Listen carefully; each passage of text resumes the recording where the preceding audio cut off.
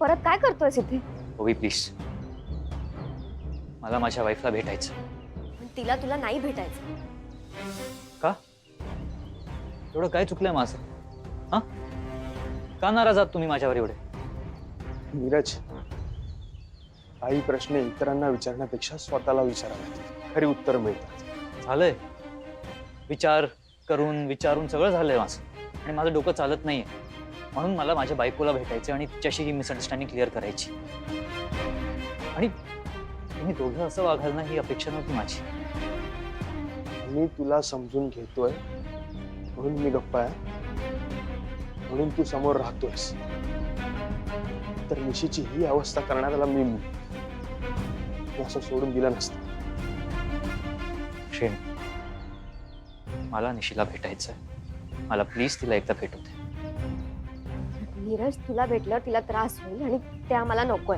अच्छा, कुठल्या मुलीला तिच्या होणाऱ्या बाळाचा बाप खूप दिवसांनी भेटल्यानंतर त्रास होतो?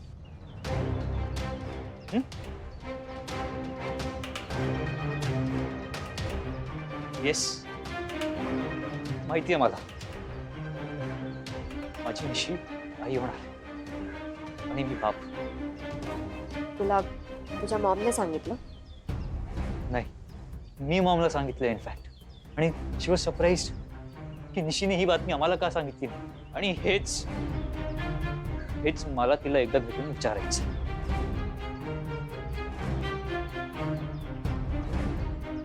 आय सॉरी नीरज, पण निशीला तुला नाही भेटायचं. तिने काल तुला काय सांगितलं ते तू ऐकलंस ना? ठीक आहे, निशीला त्रास झालेला मी पण बघू शकत नाही. पण मी तिच्यासाठी हे फुलं आणि तिचं फेवरेट स्वीट आणलं. ते तरी तिला द्या प्लीज.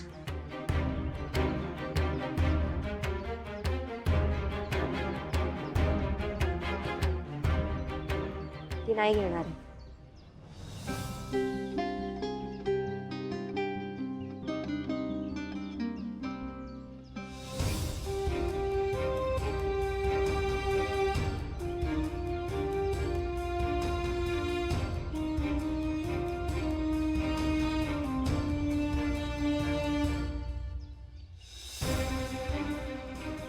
जमलं तर द्या तिला.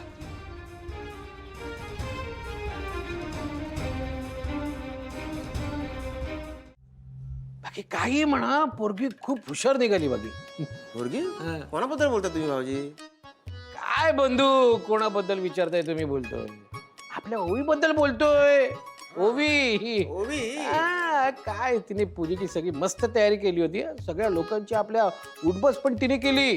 माहित आणि एवढ्यावरच थांबली ना ती स्वयंपाकघरात जाऊन उमा वहिनी आणि मंजू पण मदत केल्या. म्हणून तर आता सगळं जेवण लवकर झाला ना. जेवण खरंय खरंय.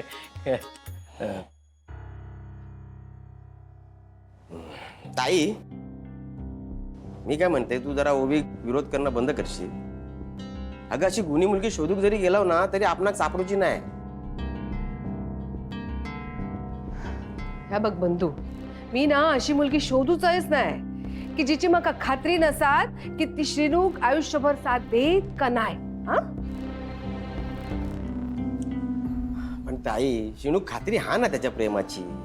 अगं तसं पण त्या दोघांनी त्यांच्या प्रेमाची परीक्षा अनेकदा दिली पण हा. आता तू उगा त्यांच्या प्रेमात खोडू घालू नकोस. बंधू, काही उपयोग होणार नाहीये. मी 100 वेळा तिला समजावून सांगितलंय, पण पालत्या गड्यावर पाणी.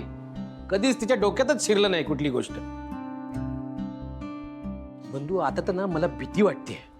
ह्या बाईने श्रीनूच्या गळ्यात जर भलती सलती मुलगी मारली आणि भावनेच्या भरात श्रीनूने टोकाचं पाऊल उचलू नये म्हणजे झालं.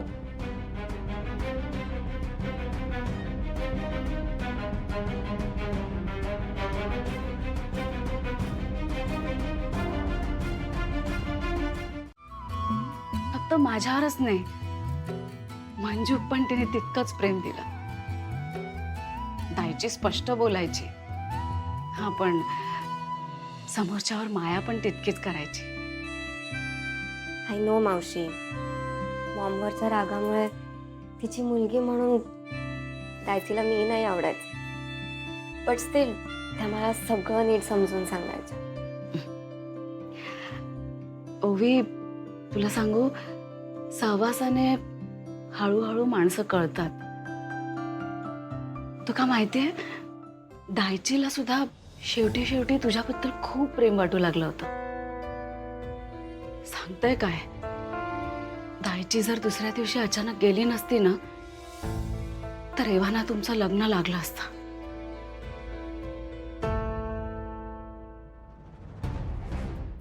म्हणजे त्या दिवशी तू चापकाच्या फटक्यांपासून श्रीनूला वाचवलंस बघ, तेव्हा दायचीला तुमच्या प्रेमाची खात्री पटली होती आणि ती तुमच्या लग्नात तयार सुद्धा झाली होती. अगं हो, मी त्यांना पंप दिला ना तेव्हा त्या खूप खुश होत्या. आराम वाटतोय म्हणाल्या. तास तर कोडा सुटत नाही हा. रात्री माझ्याशी छान गप्पा मारत होती. त्यांना साधी दम्याची उबळ पण नाही आली. शांत झोपली होती. आणि दुसऱ्या दिवशी अचानक अशी कशी, ज्या दिवशी हा कोडा सुटेल ना, तेव्हा तुमच्या प्रेमाचा मार्ग मोकळा होईल.